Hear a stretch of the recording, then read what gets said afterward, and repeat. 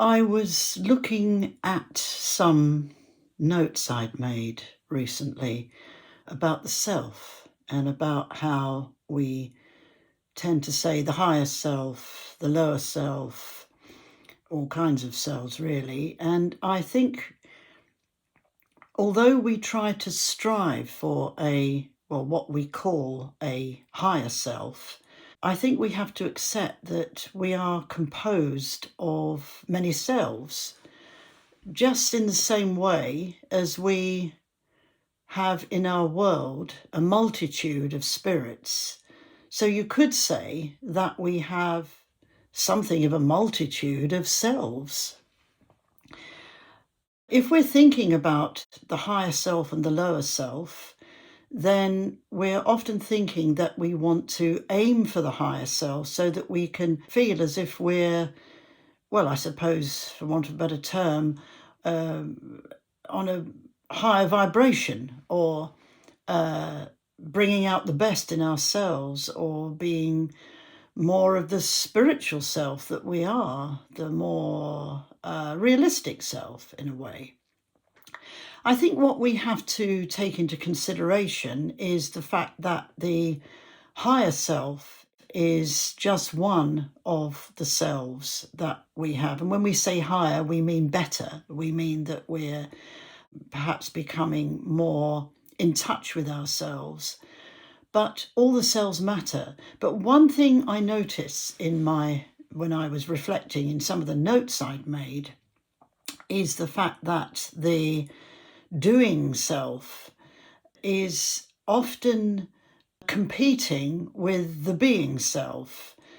How the higher and the lower selves come into that is another question, and maybe we can think of that a bit more. But the doing self is the self that I think we need to focus on more, because if we are aiming to be in line with the way our beloved ancestors used to function, then the doing self is far more productive in terms of affecting our soul life and our animistic life and everything that we want to attain in this life while we're here. I think it's far more productive. I think it's far more influential. I think it's far more beneficial. Now, when I say the doing self, I don't mean the physical act of being up and doing. I mean maybe trying to focus on a bit of a more external self rather than internal self. The problem with the internal self that I have is that we can end up being a bit too enclosed with it, being a bit too focused on something that is deep inside, which can make us feel quite alone. Certainly we feel something more of an isolated individual. It separates us out from all the other selves, we might say, that are in the world, all the other spirits. If we see it as a spirit, we could see it like that. And that isn't going to help our animistic side, the side that really likes to communicate with everything else in life. So the doing self and the being self, the doing self we could see as external, getting out there, thinking about communicating with other forms of life, with the trees, with the clouds, with the birds, with the earth in many different ways, with the rain, the sun, the wind. The being self is not so interactive, shall we say. If we're focusing on simply being, then we could say that that precedes doing. That comes before doing. If we're getting ourselves together by dwelling on a being self, yeah, that's good. That's fine. That's something that probably is necessary for a lot of us. So we could say the being self is a warm-up, shall we say, to the doing self.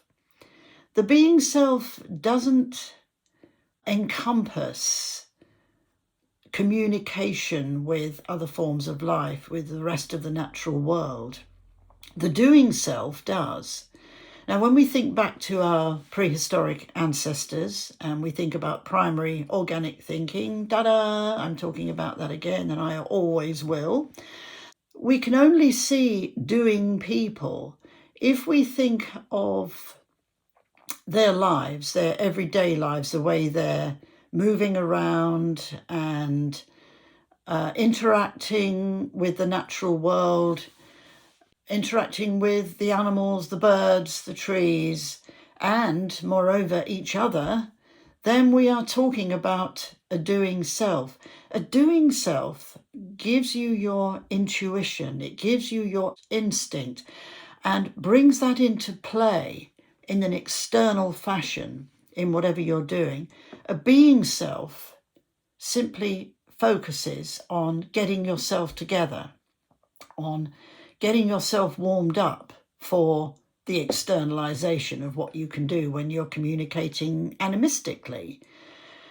I'd like you to think about this a little bit, because they are two different things, and one helps you focus on yourself, the being self, and getting yourself together, and the doing self helps you take that somewhere. Yourself goes somewhere when you're the doing self. So when we return to the higher self and the lower self, we tend to define these as the higher self being something bigger, something better, something more in tune with your soul, something that vibrates more with the natural world and with the other world and with spirits and everything else. And we see the lower self as being something that's down there. The lower self is maybe materialistic. It doesn't rise to anything that's going to make it worthy. It's really not worth focusing on too much, because you don't want to be down there. But let's try and put this in perspective. We could see the lower self as being the self that has to knuckle down and do things like the dishes or doing the washing, or washing the car, washing the dog, washing yourself. It could be associated with those doing things that are related to your physical life and which you must do in order to function healthily, safely, and in a balanced way in the physical world. So the higher self and the lower self, maybe they all have their place in this world. And let's be clear about this. We really need to remember that we are many selves. We are not just one self. If we are one self, then we're stuck in a place where we're isolating ourselves. We're wrapping ourselves up and shielding ourselves from animistic communication, from being loved and accepted by the natural world and by all the things that we dearly love ourselves. So we don't want to be stuck in oneness. Oneness didn't really exist in the prehistoric world, because there is not just one spirit. We say one God, we say one individual, we say one for a lot of things. But let's understand that in a prehistoric age, and according to our ancestors, there are many. There are many selves.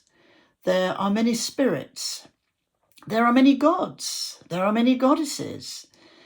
There's many, many, many of all things. And ourselves are exactly the same. So if we see that I have to have my lower self functioning today because I've got to clean the house, I've got to do things like go to the shops, go and get my shopping, I've got to collect children from school, or I've got to go to the station and check the time because I've got to get on a train. All these sorts of things that we might have to do.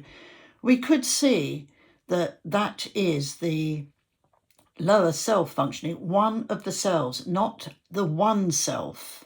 It's one of the selves, and we have to adopt that. We have to put different hats on. And you may recognize the different selves when you have to do different things, such as if you have to go to the go to the supermarket and get some shopping, you have to put a distinctive hat on. You have to be in shopping mode. So that's the self. The shopping self is a self, nonetheless. It has to be able to function in this world.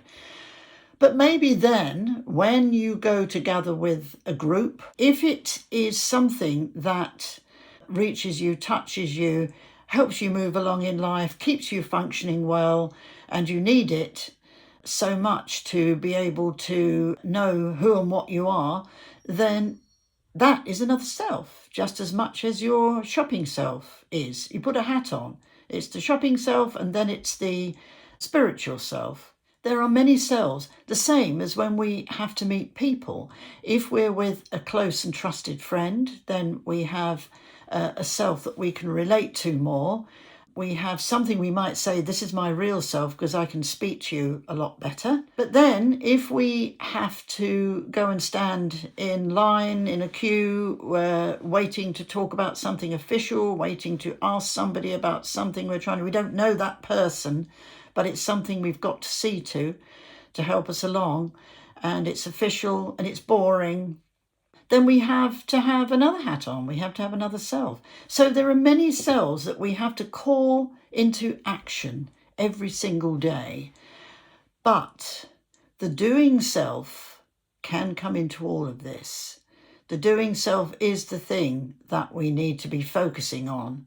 The doing self is the self that accompanies you into the wood when you're walking in the trees and you want to go and visit a favourite tree and you want to have a bit of a conversation with that tree.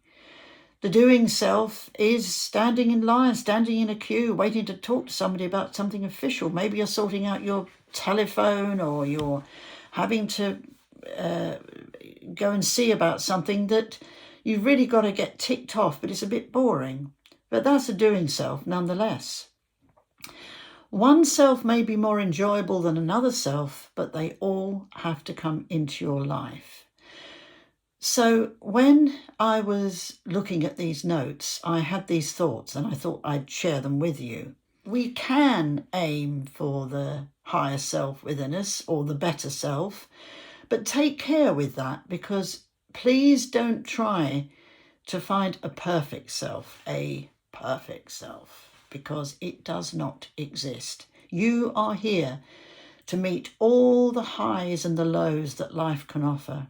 You're not here to solve it, to crack it. The best way you can do it is to learn to manage life, and you'll often hear me saying that. That is the biggest, best, highest, if you like, form of healing you can find.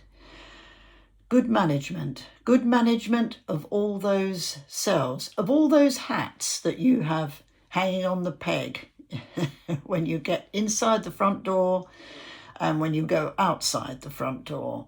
Each hat will play a part. Learn to manage and play those parts well. Learn to bring those selves into action so that they are doing. Learn to step on from the being. Learn to bring the best out of them. If you can do that, then you're doing an awful lot to help that soul of yours along. And you'll be doing also an awful lot to reconnect with those wonderful ancestors who knew well what the doing self was all about. So thanks for listening. Take care. I'll see you again soon.